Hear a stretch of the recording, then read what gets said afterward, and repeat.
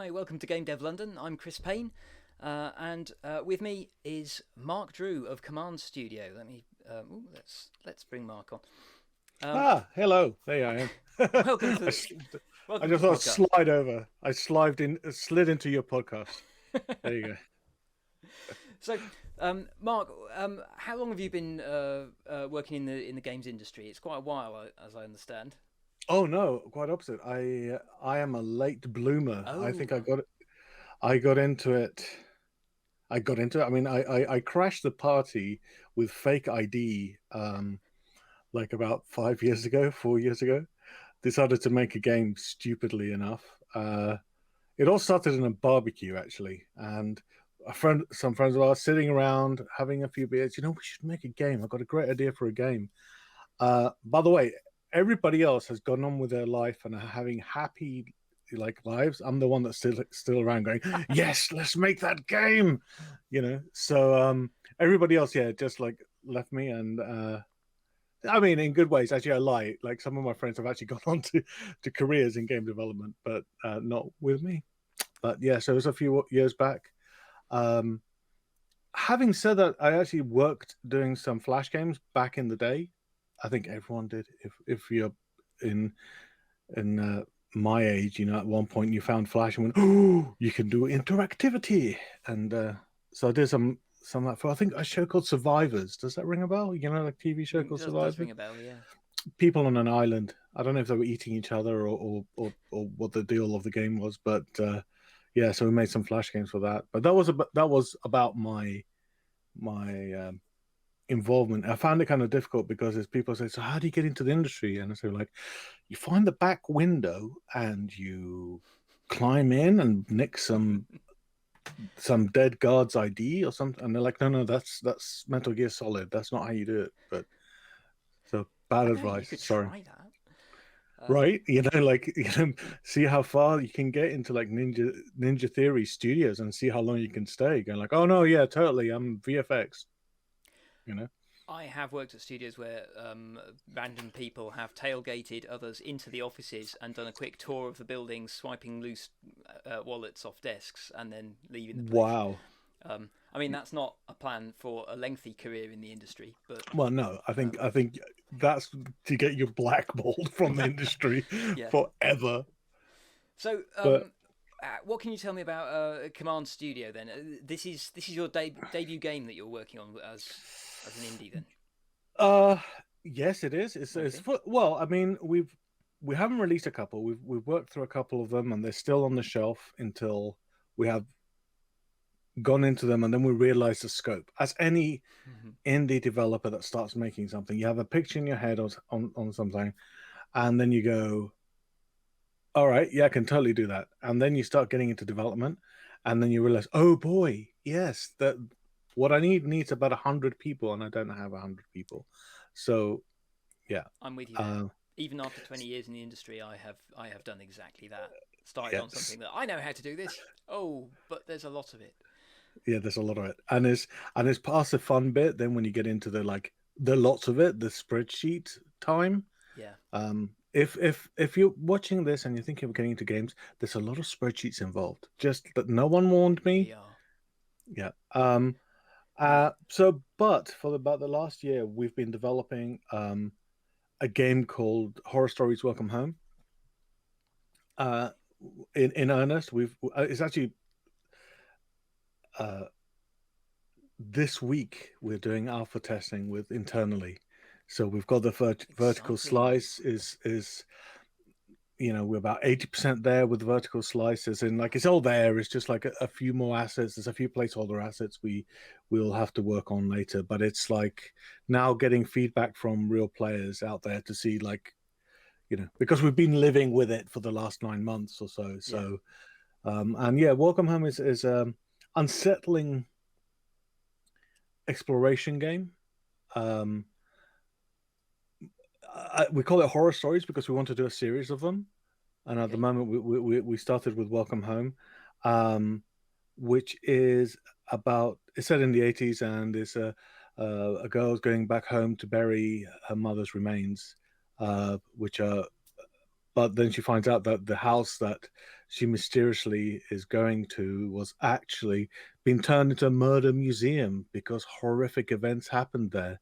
And she knows nothing about this, and this is all tied to her family history. So you go and investigate um, what happens in this crazy museum. And yeah, That's an interesting premise. yeah, and so you can there's some time traveling based in it that so that it's not just a environment exploration. There is like puzzles to solve and time travel between the two areas of different states of the house. And don't want to say too much just yet No, because I no. I don't know mean, how much I'm going to say. don't But give away too much. But yeah. So, as how have you found that process uh, as it's your debut game mhm. with this studio? Is it uh, is it going more or less how you planned? You come across any surprises? I think the difference this time is that we've hired a good team, Mm-hmm. and that's like 99% of anything. I think before the teams that we had were fantastic, but I think it was their first game. So we all like trying to find our way in the darkness. This time, Valentina Crisostomu, who came on board as lead designer, has been a guiding light in kind of like saying, no, we're not going to do that, or yes, we're going to do that, and estimating and seeing how, this month we're focusing on this part, and we've got X amount of months, and this is when we're going to release them. And doing that kind of estimation is fantastic because Mm-hmm. it both leads it you know I wanted to make Command Studio a non-crunch studio, but part of it is not just asking people to work really hard, it's also knowing what we're doing, Mm-hmm. and we all know what we're doing for the next few months. Well, that makes all the difference, doesn't it? Is having a it's being able to accurately estimate what you can get done in the time available, and Yeah. knowing, because otherwise, I mean, I'm terrible at that. I'm dead against crunch, but I keep finding myself having to do it because I'm really poor at estimating how Mm. long I need to get anything done.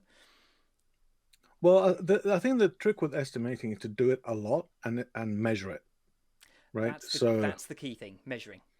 it's like everyone thinks estimating is just like going, I think it'll take 5 days, and then like 4 weeks later, it's like, okay, so I've I didn't measure that right, you Yeah. know. Um, in the studio, we're time boxing stuff, so it's like, okay, so as an example, January, February, this is not correct because I don't have the schedule in front of me, but Mm-hmm. let's say January, February, we're doing the outside of the house, and we get to like mid-February and say, okay, where are we? Are we where we think we are? Like, how much more do we need to do? Um, and then we say, okay, well, if we're going to have to move the timeline, well, what can we remove? What are we going to go? That's good enough. That's ship it. Just like ship it with that. We know that the I don't know, the tree doesn't look, the third rock from the left doesn't look rocky enough. It's fine, like, Yeah.